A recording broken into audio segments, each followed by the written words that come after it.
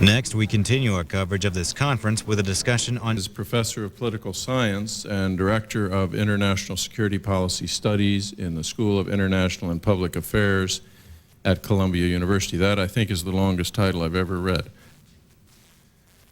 His first book, Soldiers, Statesmen, and the Cold War Crises, won the Harold D. Lasswell Award for the best book on civil-military relations. He was a staff member of the Senate Committee on Intelligence and the National Security Council, and he serves as a member of the Military Advisory Panel for the Director of Central Intelligence. John Prados is a historian, international security analyst, and designer of strategy games. He's the author of 8 books, including Keeper of the Keys, which, for those of you who have read it, is about the National Security Council and is an excellent account. It was nominated for a Pulitzer Prize, and of course, he's author of The Soviet Estimate. He holds a PhD in international relations from Columbia, has designed more than 24 board strategy games, including the Third Reich, which has 250,000 copies in print. Think of the royalties. Forthcoming are a board game dealing with the intelligence deception preceding the Normandy invasion, and a new book reinterpreting the Pacific Naval Campaign of World War II.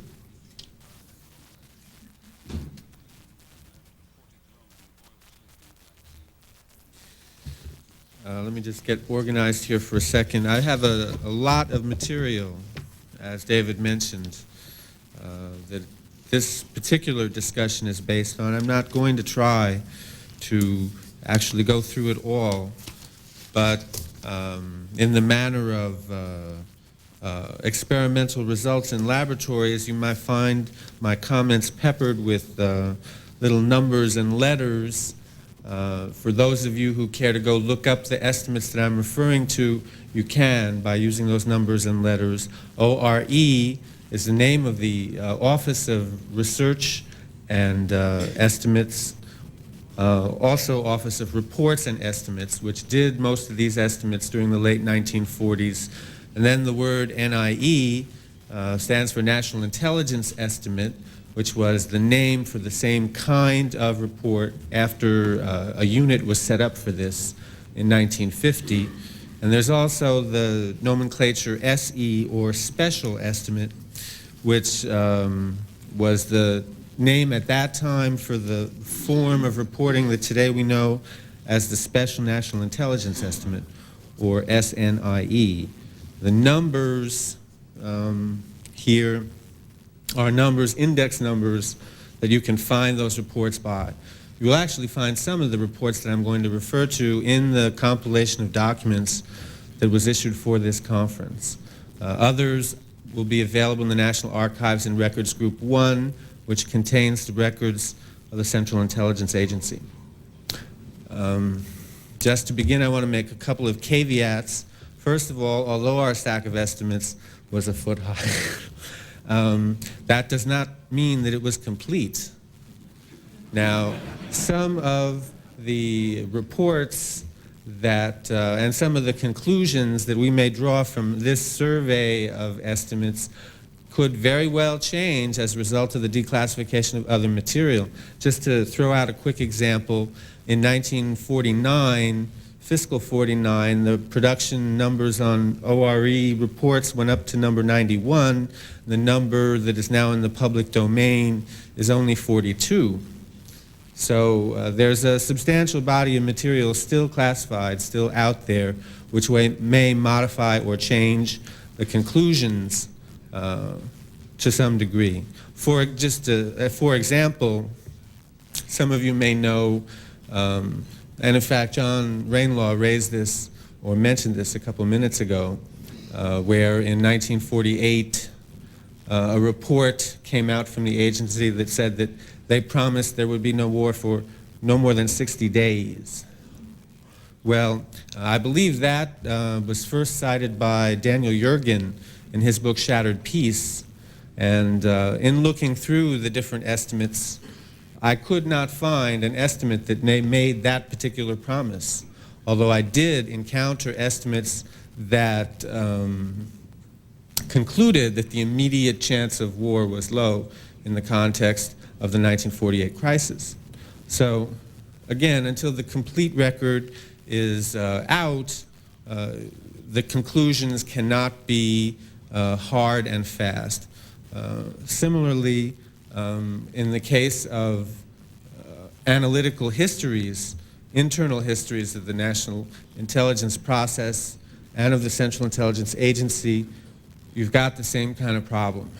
In the 1980s, when the first of these internal administrative histories were released, the number of analysts working on estimates in the 1940s was still considered to be so sensitive that those numbers were deleted from the reports that were released. Thus, it's difficult to tell how well equipped the CIA was to do the work that it was doing. In the most recent declassification in this series, which was in 1991, I'm sad to say that the number of deletions was up from what it had been in previous releases, including almost all footnotes. And if you're a historian, you know that footnotes are the equivalent of experimental data in science, that you follow them down to find the material you're looking for. In any case, we surveyed a great deal of material. I'm going to report on some of the survey, make some comments about bureaucratic process, and pose a paradox, and then Dick is going to come up and talk more about maybe why this is. Let me start by saying a few things about the process. The reports and estimates produced by intelligence are a certain kind of fish. This is not all intelligence. This is not current intelligence. It's not supposed to be telling you what's happening today. The subject of the estimate is predictive. The subject of the estimate is in the future. The idea of the estimate is to give the policymaker, the decision maker, an idea of what to decide and how to decide it. Another caveat that needs to be made in the context of this discussion is that records that I have seen, at least, do not tell us what Harry Truman actually did with the estimates that he received. So, again, there's a disconnect between what we know about the estimates themselves and what we know about their impact. Now, the organization that did these estimates, ORE, existed within the Central Intelligence Group and then within the Central Intelligence Agency. It was one of the first units formed. It had a division structure, a library, an information center, a planning staff, had regional divisions that did the estimates and reports, and then a global survey division, which was mainly responsible for the estimates that we're talking about today. The estimates were coordinated, or I should say, let me say it this way. One of the main struggles in the period that we're talking about, from 1945 through 1952, and I'm sure that people who were in the agency then will agree with me, was the idea of establishing the intelligence estimate as an art form, if you will, getting the other organizations to agree to comment on the estimates, establishing that the entities doing the estimating could have access to the materials from all the other agencies, and winning credibility for the reports. There were many plans to accomplish adequate organization for intelligence estimating. I'll come back to some of them in a minute. I do want to make the point that in this early period, the coordination that was done on the estimates was done informally by the people who worked for the offices for ORE, in particular, the Global Surveys Division Director. Also, in contrast to recent practice with national intelligence estimates, the Director of Central Intelligence and even the Assistant Director for Reports and Research and Estimates, the director who headed this office, ORE, did not typically see the text of an estimate until it was already in print. The average time of response from an agency to the CIA for comments on a draft estimate at that time was 17 days. All right. Now, I'm going to run down a series of regions of the world and describe some of the estimating that was done about the different ones. I'm not going to try and retail the contents of the estimates, only to discuss some of the major conclusions in different estimates, and I may refer you to some of the estimates in that context. For example, on China, CIA reporting was actually pretty good on China. The agency was predicting from an early date that the nationalist regime of Chiang Kai-shek had not that much chance. There was also CIA report analytical attention given to the question of the survival of Chiang Kai-shek in charge of the nationalist government. Several estimates expected that he might or might not continue to be in charge of the nationalist government, anticipated that he might be removed either by resignation, by coup d'etat, or by assassination.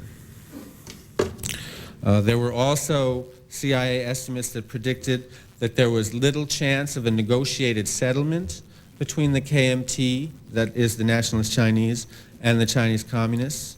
That was in ORE 1248. There was an estimate that predicted that there were insuperable obstacles in the face of any attempt by the Nationalist Chinese to create a redoubt in southern China and try and hold out there. That was in ORE 3048. From the summer of 48 right through, estimates expected the demise of the Chiang Kai-shek government, and indeed the first estimate of that set predicted that the fall of the Chinese government could come at any time. From December 1948, estimates anticipated the imminent end of nationalist Chinese resistance. The CIA also observed, I think forthrightly in my opinion, that the Chinese Revolution, what was happening at that time, was, quote, part of a long-term revolution, the course of which will be essentially determined by local or national factors and only to a limited degree subject to external pressures by either the Soviet Union or the United States. That's in ORE 4548. The intelligence estimates underestimated, they missed the ability of the nationalist Chinese to hold out on Taiwan. As you see, Taiwan still exists today as the nationalist Chinese redoubt. I think that the main problem in predicting the fall of Taiwan in 1948 and 49 and early 1950 was the evident strength of the Chinese communists in taking over the country, the evident weakness and disorganization of the nationalist Chinese, and the fact that Taiwanese already had a great deal of opposition to the nationalists. On the Middle East, we looked at 5 different estimates, all before and during the first Arab-Israeli War of 1948. Many of them read like think pieces that might have been produced inside the State Department. For example, there's consideration in CIA estimates of, or I should not say consideration, I should say argumentation in the CIA estimates about why the United Nations should, quote unquote, reconsider the UN partition plan that created the State of Israel. The CIA did predict 7 months ahead of the event that any partition plan would lead to a war between Arabs and Israelis. It did predict in the middle of that war that the truce, there were several truces during the course of the first Arab-Israeli war, the truce would benefit the Israelis rather than the Arabs. The reports also had good material on the mechanisms that the Israelis were using to import weapons and equipment during the course of the truces that occurred.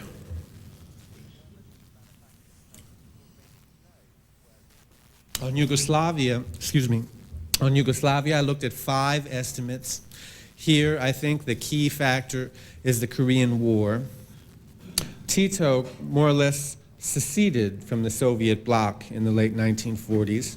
The estimates that the CIA did before 1950 uniformly conclude that Tito is in a strong position in Yugoslavia, has domination of the government, is relatively popular, that the Soviets have no capability of influencing or overthrowing him. If you're familiar with CIA current intelligence reporting in 1950, right after, in the fall and winter, after the start of the Korean War, you will know that there were a lot of reports at that time about buildup of bloc forces in Eastern Europe. Well, it's at that time that the intelligence estimates take a different track, and they begin to predict that Tito's got troubles. One of them indeed talks of the possibility of his assassination. On Greece, we looked at 6 estimates.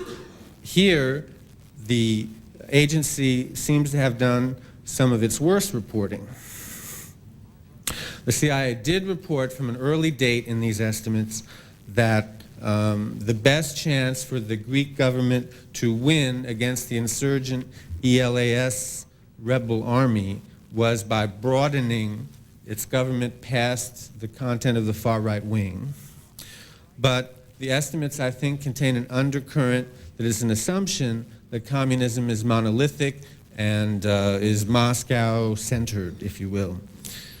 The 1948 estimate, ORE 69, rises to the point that I think I need to quote its analysis of the consequences of a defeat in Greece.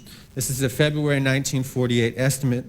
Coincidentally, it was at this time that the Marshall Plan appropriations were in Congress and having trouble getting passed.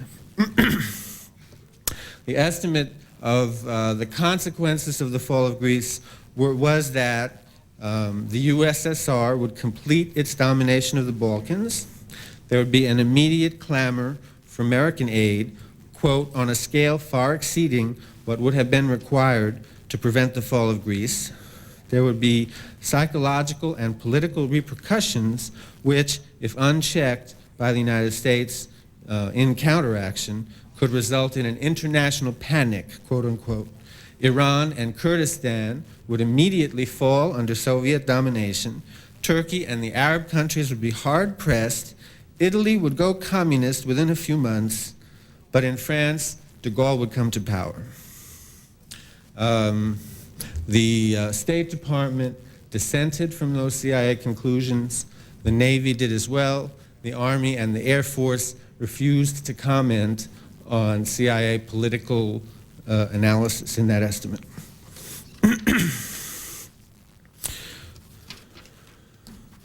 On Berlin, I think that the agency did a very good job. They were in from the beginning with a non-alarmist view of the situation. They did in fact conclude that the Soviets were not likely to attack in Berlin. They maintained that analytical conclusion through a series of estimates despite pressures from other portions of the United States government. They in fact concluded that the main problem involved in the Soviet blockade of Berlin was not the continued Western presence in Berlin, but rather the ability of the CIA itself to conduct its intelligence operations out of Berlin. They predicted several times during the course of the period 48 to 52 that the Soviets might very well organize an East German state or government, and they were on top of the situation when, in fact, the Soviets formed an East German army. On Korea, where I looked at 14 estimates, I'm not going to say very much because Dick has something he wants to talk about there, but I just want to make 2 points because these have been raised several times. First, there are several estimates, not just one, that predict, including one, in fact, that's printed in your book here, that predict that the Soviets will attack the South. Second, in terms of the growing sophistication of intelligence estimating, it's in one of the Korean estimates in 1948 that occurs, the first instance I have seen, other than that OSS analysis of Adolf Hitler, the first instance I have seen of a CIA psychological profile of a foreign leader. On Soviet intentions, I think here you see some of the concrete impact of the assumption of hostility, the assumption of the monolithic communist. Actually, that recalls to me a Greek point that I failed to make. The assumption of the monolithic communist control from Moscow led the CIA into some of its worst analytical errors. It was in the Greek case, in the estimate following the one that I quoted a couple seconds ago, that the CIA went on to predict, at a time when in fact the Greek government was winning against the rebels, that the Greeks had no chance unless there was a major United States intervention with all available forces. In a later estimate in that series, they failed, I should say, to detect that Moscow had ended its support for the Greek guerrillas. An estimate that was done about 10 months after, we are told by historical sources, that 10 months after Stalin had told the Bulgarian and Yugoslavian representatives to halt their aid and stop the Greek war, the CIA was still predicting, or still showing, that there was no letting up in communist support for the Greek guerrillas. And this same kind of attitude, I think, is now replicated in the very earliest of the Soviet intentions estimates.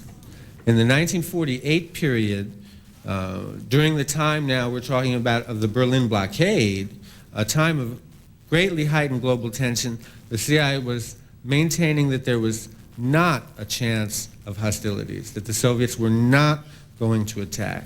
Korea, again, was the watershed, and coincidentally, it was at this later period that the CIA was moving to create an actual apparatus for casting national intelligence estimates.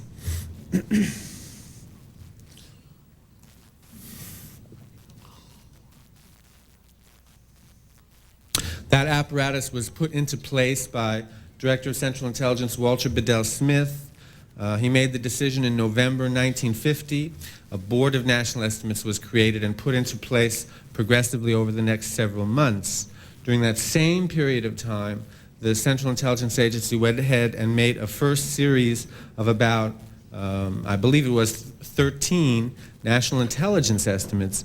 And in some of those national intelligence estimates, we find fairly egregious examples of thinking. For example, to give the contrast now, the CIA was very forthright just before the Korean War in the summer of 1950, when an ORE report was cast analyzing the impact on Soviet foreign policy of their possession of an atomic weapon. The CIA compiled an estimate that gave an extensive analysis of Soviet foreign policy, even back to the 1917 revolution, and used this analysis to predict that the atomic weapon possession of that would not have such a great impact on Soviet foreign policy. It would not lead them to make an attack that they might not otherwise make. In fact, that ORE report was so controversial in the United States government that it's the only report among the foot-high stack here that I encountered that was dissented to by every other United States government agency. Now we come to the first few weeks after the Korean War, or the first few months into the fall, and we get this initial series of NIEs that were done on a sort of a crash basis for Bedell Smith to answer his main questions. In that group, NIE 3 really gives the basis for that peak year 1952 danger analysis that lay at the base of U.S. defense planning through the rest of the Truman administration. that national intelligence estimate concluded that the Soviets might well attack during their period of relative strength as a result of having the atomic weapon and the invasion of Korea, that their advantages would disappear by 1954 because of the NATO buildup, and that the peak period of that advantage would exist during 1952. If you look at United States defense budget planning for this period, you will see that in fiscal 52 and onwards, the assumption is built into the defense budget planning that 1952 needs to be the year during which the United States has peak military power. That's directly related, I think, to this conclusion in NIE 3. I have a quote.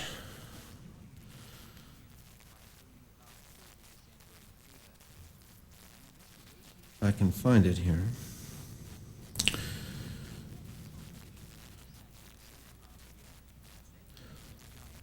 Oh, there was a caveat in NIE 3 which I need hasten to add, and that is, quote, Soviet rulers would be unlikely to take this step deliberately, that is, initiate a global war, unless they were convinced that their most important objectives were plainly jeopardized.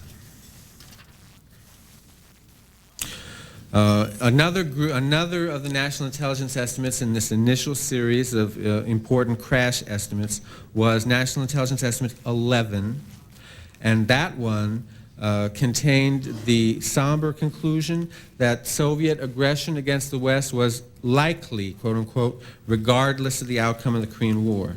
In fact, it concluded, and I quote here, USSR is prepared to accept and may be seeking to precipitate a general war between the United States and China despite the inherent risk of global war.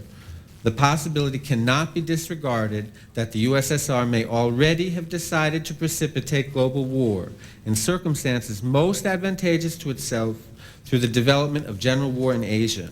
We are unable, on the basis of present intelligence, to determine the probability of such a decision having in fact been made. This prediction was extended a few weeks later in National Intelligence Estimate 15, which attempted to cast what a Soviet correlation of forces type of approach to the analysis of the relative positions of the United States and the Soviet Union. And in that estimate, it saw the Soviets as operating from a position of great strength and said that, in fact, the Kremlin might have already made the decision to proceed to a global war. Later national intelligence estimates stepped back from that degree of concern. And when they got to NIE 25, which was a few months in the fall of 1951, let me say, they were able to conclude for the first time that the Soviets would not initiate a global war, even if they thought it was to their advantage to do so, because they could do things short of global war that were advantageous to them, and a global war in itself was not. Ludwell Montague, who was at that time a member of the Board of National Estimates after heading the unit that had done estimates for the CIA during the 40s, himself says that this NIE 25 was a watershed in CIA intelligence estimating because it was able to step back from these somber kinds of predictions. On the Soviet nuclear weapon, which Tom Powers analyzed very nicely yesterday, the CIA was good at the very beginning and got worse as it got closer to the event. That is, in 1945 and 46, the CIA was predicting that the Soviets might have, or I should say the CIG at that time, was predicting the Soviets might have a nuclear weapon in production in 5 years, and that they might have a heavy bomber of the type of the B-29 by 1948. Both those events, in fact, came to pass. The Soviet atomic weapon was in production in 1950. In 1948, the Soviets did, in fact, exhibit their version of the B-29 in a Moscow air parade. As you got closer to the event now, and the CIA maintained that 5-year kind of prediction, then obviously the predictions fell off until the point that we got a big laugh at, that they were still predicting 5 years after the Soviets had tested. But I think there's a way to account, perhaps, for some of that prediction, and that is that throughout this period, the intelligence authorities were having difficulty getting the military intelligence agencies to share their information with the CIA, and getting FBI and getting anybody else, really. State Department cable traffic, in some cases, was even a problem in terms of access.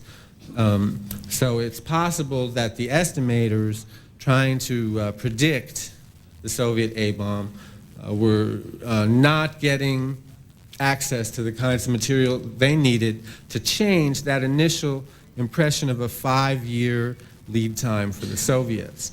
What it did do, of course, was something to the United States, that is, in the larger sense, was something very similar to what had happened to the British before World War II, when there was the so-called 10-year rule, i.e. that the instant of threat was going to be 10 years in the future, would stay 10 years in the future, and every year the instant of threat moved up another year, so it was always 10 years away. And I think we fell into that kind of thing with the Soviet A-bomb. There are other Soviet estimates that are of some strangeness. For example, there's a special estimate in the fall of 1951, which contains a rather detailed analysis of the Communist Party of the United States of America.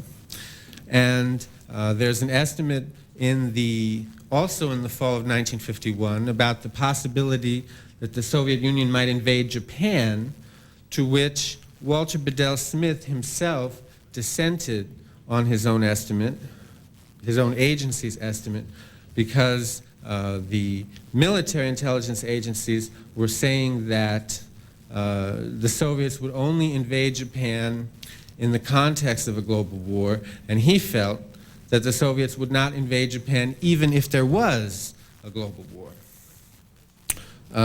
In general, I think that the CIA predictions through this period were pretty good. They responded to a set of situations that were of high, of crisis-type proportions to the United States. There was a sense of panic.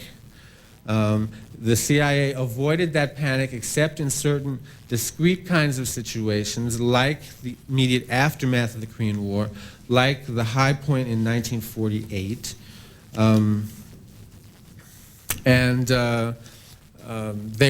They were aware of the emerging trends and postulated the factors, if not always drawing the right conclusions.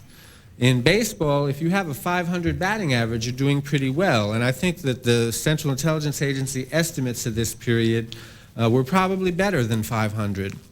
And I don't think you can ask much more than that. But, and now I throw out a paradox, all of this occurred, these good estimates, shall we say, occurred in a situation where, and I think people in the agency would probably agree with me, throughout this period, everyone was dissatisfied with the system for estimating. In fact, the struggle to establish intelligence estimating at the Central Intelligence Agency throughout this period was one of the central bureaucratic struggles that was going on within the CIA.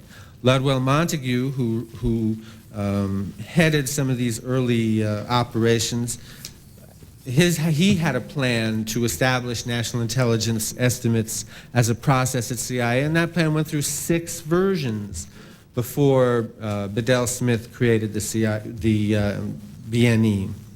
John Magruder had a plan for this. Bill Donovan had a plan for this. Jack Smith, in his memoir says, quote, "We were not fulfilling our primary task of combining judgments into national intelligence estimates." So you have this constant desire to create the national intelligence estimates and dissatisfaction with the process at the same time that the intelligence estimates themselves are pretty good.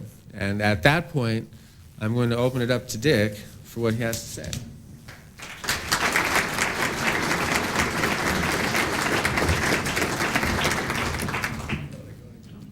I'll discuss very briefly just a little bit of the organizational evolution or bureaucratic political background of analysis and estimates in the period. And then I want to just for illustrative purpose focus a bit more on the record of estimates on one major case, Korea, since that's the main alleged intelligence failure of the period and also an example of some of the generic problems and issues that have persisted in the business of estimating, I think, long after this formative period. But I should just note in advance a bit of personal background to put my arguments in perspective, because I've been known in the past for my pessimism about how much can be expected from intelligence analysis, and arguments that a high incidence of surprise cannot be avoided for a whole raft of reasons. And that pessimism may perhaps be why I'm here, since I always suspected that my work was popular with some people at CIA because in arguing for the imperfectibility of intelligence and the inevitability of surprise, it sort of gave analysts in the agency an excuse for messing up. And others have seen me as perhaps insufficiently critical. But I have to admit that after looking at the declassified estimates on Korea, the arguments I made earlier without benefit of them in a book I published a dozen years ago on surprise attack, I don't think bear significant revision. But just the charitable view I will have of this record, especially in regard to Korea, maybe ought to be seen in that light or taken with a grain of salt. Now, obviously, the Truman administration was the formative period for establishing this whole new bureaucratic infrastructure for analysis and estimates, a period of lots of ferment, growth, and change, and in the process in a very short time. And in this I will just skip over very quickly and rely largely on the institutional history done some time ago by my old colleague on the Church Committee staff, Ann Karolikas. But the argument there would be that the original aim of CIG and CIA, spurred by Pearl Harbor to centralize and coordinate, did not immediately work out too easily. Within a couple of years, the agency evolved into a competing producer of intelligence without fully achieving either original aim of centralization or coordination, largely because of the resistance of the State Department and the military. CIG, of course, started out very small, only about 100 people in 1946. Truman asked for daily intelligence summaries from CIG. The State Department insisted on providing its own in addition. There was a rapid increase in the size and function of the agency very quickly, 300 more people in ORE by the end of that year. And this led to an independent role in intelligence production that outstripped coordination as the primary mission. As Karolikas put it, although CIG had been created to minimize the duplicative efforts of the departments, and acquisition of an independent intelligence production capability was now contributing to the problem. As ORE attempted to satisfy the wide-ranging demands of many clients, its intelligence became directed to a working-level audience rather than to senior policymakers. As such, it lost the influence it was intended to have. The President's daily summary became ORE's main priority. Current intelligence came to dominate the effort, as opposed to long-range estimates. I'd argue that this was often a complaint in later generations in the intelligence community, the dominance of current intelligence, the de-emphasis of long-range estimating, but it seems to me that to whatever extent that was an accurate perception or a problem, it's probably inevitable in terms of what is going to be most relevant at the top of the government. I guess probably no president, but maybe Jimmy Carter, who was always berated for micromanaging and assigning the White House tennis courts, but that I'd be surprised if any others ever read more than a handful of NIEs in their entirety. But let me focus just a bit on the record in regard to Korea, in part because it's been discussed a bit already in the conference, because it was the signal intelligence failure of the early Cold War in the view of many. But was it? The record in estimates, I think, is better than a lot of the folklore or comments earlier in the conference have suggested. And the problems and inadequacies in them, the failure, as it were, to predict in the way that was necessary or useful, reflect generic problems in estimating, most of which have never been solved satisfactorily in more than 40 years since North Korea attacked, despite lots of efforts periodically to do so through reorganization, resources, and all sorts of innovations. My bottom lines on this case would be that estimates before June 1950 did predict North Korean attack under circumstances roughly similar to those that ultimately obtained, but without specifics about timing and with equivocation and mealy-mouthed language about probability. But this was the only reasonable approach that one could take until close to the event. It did not provide the proper alert that with hindsight we of course would have wanted just before the actual attack. But the latter is essentially a problem of current intelligence or tactical intelligence rather than long-range estimating of the sort one expects in NIEs. Brings us back to the point, I believe it was Sherman Kent who said that estimating is something you do when you don't know. So I'll cite some exemplary passages from a sample of the estimates just to focus this problem and maybe go into one case in a bit more detail to complement John's more general survey. In 1948, in ORE 4448, Prospects for the Survival of the Republic of Korea, the estimate noted that after U.S. withdrawal, the South Korean government would face the threat of invasion. It said, quote, "It's believed, however, that a South Korean army can be trained and equipped, which will act as an effective deterrent. While it is considered very unlikely that the Kremlin will authorize aggressive action against the southern zone as long as U.S. forces remain in occupation, it is probable that current Soviet plans call for an attempt to overthrow the South Korean regime immediately following U.S. withdrawal, and that this would probably begin with internal insurgency, maybe then followed later by invasion. Also said it is believed that a formal invasion by the People's Army, North Korea, while not a probability, will remain a menacing possibility." In 1949, ORE 349, just prior to the U.S. troop withdrawal, argued withdrawal of U.S. forces from Korea in the spring of 1949 would probably in time be followed by an invasion.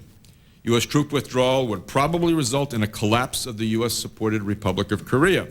Continued presence in Korea of a moderate U.S. force would not only discourage the threatened invasion, but would assist in sustaining the will and ability of the Koreans themselves to resist. And I think this particular estimate was interesting in a few ways. First, it did more or less predict the eventual outcome, although perhaps not in a form that ultimately would be useful for dealing with the problem as we faced it. Secondly, in a sense, it was perhaps too pessimistic about the future in gauging the chances for political survival of the regime in the South. And third, the flavor of the estimate in other passages as well as this comes very close to policy advocacy, and it evokes all of the problems I've always thought that make the question of politicization extremely difficult to deal with, because it's very difficult to do a trenchant analysis and an objective assessment of reality that does not, on a controversial matter, an important one, that does not seem to verge on clear implications for policy, and therefore, at least anyone who disagrees with the analysis as advocacy that contaminates the proper objectivity. Anyway, what's also interesting about this particular ORE 349 was the dissent from Army intelligence. And I think it probably reveals the Army's interest in shedding the burden of the occupation of South Korea in the world of the 1940s, where forces were cut to the bone and other priorities seemed much more pressing, and reflected an unusual inversion of the more common tendency for military estimates to be more pessimistic or alarmist than CIA analyses. The Army's dissent argued that the Army does not believe that U.S. troop withdrawal would be the major factor in the collapse of the Republic of Korea. Neither does the Intelligence Division of the Army believe that such withdrawal would allow immediate exploitation of South Korea by the USSR, as the main body of the estimate argued. The Army dissent continued that the North Korean People's Army at present does not have of itself the preponderance of strength over South Korean military forces which would be required to ensure victory in an armed struggle. Political and economic factors other than the presence or absence of the United States troops will have a decisive influence on the future course of events in Korea. Finally, the most famous estimate, because it's closest in time, ORE 1850, which was issued on June 19th, less than a week before the actual attack, said, among other things, trained and equipped units of the Communist People's Army are being deployed southward in the area of the 38th parallel. Units there equal or surpass the strength of Southern Korean Army units similarly deployed. Tanks and heavy artillery have also been moved close to the parallel in recent months. At the present time, the Northern Korean armed forces are probably psychologically prepared to fight wholeheartedly against Southern Korean troops. An open invasion of the Republic by Northern Korean military forces has thus far been delayed in favor of a coordinated campaign involving political pressure, subversion, propaganda, intimidation, economic pressure, and military actions by infiltration of guerrilla forces. And it's interesting, I found in looking back at President Truman's memoirs that he mentions in what sounded to me, I didn't think to check it since I didn't have the volume at hand when I arrived, but very similar to something George Kennan had in his memoirs, that there were ample warnings from the intelligence community about the possibility of communist attack in Korea at that time. But the problem, of course, was that these came amidst a raft of very similar warnings about the possibility of such aggression in all sorts of other hotspots around the world. And in this sense, the Korea estimates or warnings that in hindsight look not that far off, perhaps represent the classic noise problem that Roberta Wallstetter outlined so well. Now, there was not such a good record about the problem of Chinese intervention in the fall and winter of 1950. And perhaps a simple example of that, which is reprinted in the collection published for the conference from October 12, 1950, read, "Despite statements by Zhou Enlai, troop movements to Manchuria, and propaganda charges of atrocities and border violations, there are no convincing indications of an actual Chinese communist intention to resort to full-scale intervention in Korea. Barring a Soviet decision for global war, such an action is not probable in 1950. During this period, intervention will probably be confined to continued covert assistance to the North Koreans." Somewhat clearer error. There are some other deficiencies that appear with benefit of hindsight, at least, in some of the pre-war estimates about Korea. One, for example, struck me was a fairly consistent flavor of a simplistic categorical emphasis on Moscow as the decision maker for North Korea, negligible attention to Kim Il-sung as a factor in his own right. John mentioned the personality profile that we saw was a personality profile of Syngman Rhee. There may have been a personality profile of Kim Il-sung somewhere in material we haven't gotten or that hasn't been declassified, but we sure didn't see it. And it seems that with benefit of hindsight, that's an oversight. A question, an issue that would have deserved much more attention. Just one example, a June 19th, 1950 estimate describes North Korea as under the thumb of leaders happy to accept Soviet control. It just seems as if there's one thing that's become apparent in years since, it's that Kim Il-sung is a rather extraordinary individual and risk taker, and that in 1950 he twisted Stalin's arm to approve the invasion. So with benefit of hindsight, certainly more attention to whatever could have been found out about him as an individual leader and his entourage would have been much more significant. Or secondly, it was interesting that there were numerous contradictions that I found in several of the estimates about the issue of communist support in South Korea, which suggested perhaps that some of the judgments may have been made rather offhandedly or on the basis of limited information or reflection. For example, ORE 62 said that 30% of the South Korean electorate were communist supporters, whereas ORE 44-48 said the communists had, quote, were, quote, very small minority, end quote. In ORE 1850, within the same document, indeed on the same page even, it said that North Korean leaders, quote, have gained no popular support, end quote, yet then noted that membership in the party in North Korea was between 500 and 600,000, quote, an unusually high percentage of the population, end quote. I suspect some of these tendencies may have just reflected a fairly axiomatic view about the nature of communist regimes and their relationship to Moscow, as opposed to careful analysis of the case at issue. On the other hand, I found it interesting maybe that analysts in these documents could occasionally get away with judgments that might have been political disaster if Senator Joe McCarthy had ever had access to them, as he did to any material from the State Department or the Army that he skewered for communist sympathies. For example, ORE 62 in 1947, noting that South Korea would not be able to resist the North if U.S. troops withdrew because, quote, the rightist leadership is so single-mindedly bent on dictatorial control that following its accession to power in an independent South Korean government, the moderates would join the leftist camp. I'm not sure how much in the way of very trenchant conclusions can be drawn from what we could see of the record of estimates in the Truman period. It seems to me probably the apparent organizational shift to independent production may have been the only way, in terms of bureaucratic political realities, for CIA to carve out a dominant role eventually in the process, given the tenacity and possessiveness of line departments. That's a fairly general organizational phenomenon. The estimates themselves were problematic in many ways, often Delphic, hopelessly hedged, or sometimes superficial and obvious in their conclusions. But they're probably not far from as good as we could realistically expect them to be, given the inherent uncertainty involved in most of these issues, which really precluded judgments that would not fudge and hedge.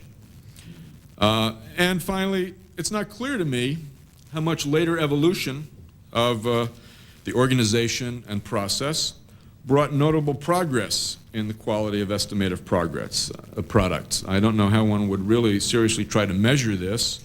I can't prove the point. All I have is the impression that stacked next to a random sample of NIEs I remember reading from other periods, including the 1970s and 80s, the early ones from the Truman administration don't appear to me to be primitive and markedly inferior.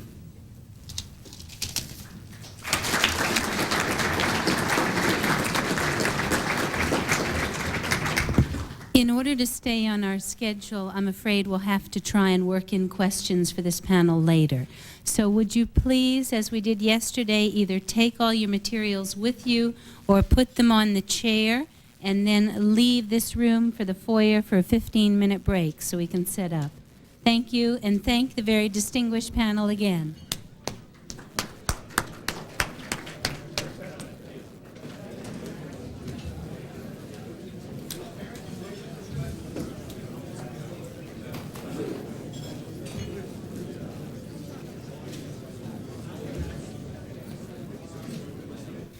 This week, the Central Intelligence Agency has hosted a conference on the origins and development of the agency. You can see this portion again later tonight on C-SPAN 2 at 3:35 a.m. Eastern Time.